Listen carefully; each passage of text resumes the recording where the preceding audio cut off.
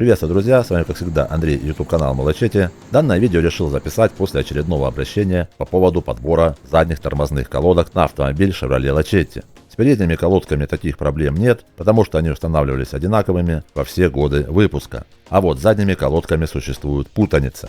Поэтому в этом видео я расскажу все нюансы подбора задних тормозных колодок на автомобиль Chevrolet Lachetti. Конкретно в данном случае девушка обратилась на сервис, чтобы ей заменили задние тормозные колодки.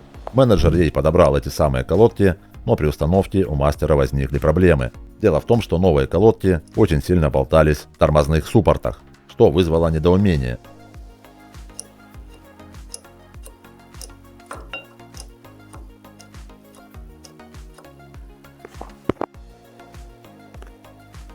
А эти не болтаются, старые.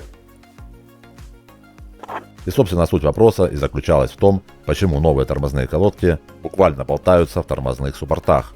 Ответ на этот вопрос очень прост. Дело в том, что на автомобиль Chevrolet Lachetti в разные годы выпуска устанавливались колодки разной модификации.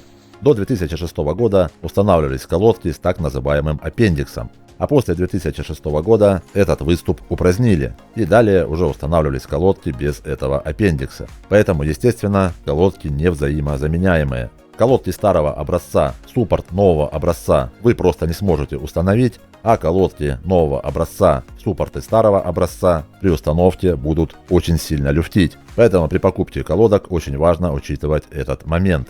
Понятное дело, что мастера-мультимарочники не могут знать таких нюансов, и винить их в этом случае в принципе не в чем, и поэтому я записываю это видео, чтобы оно пригодилось именно конкретно в таких случаях. Но здесь тоже есть очень важные нюансы.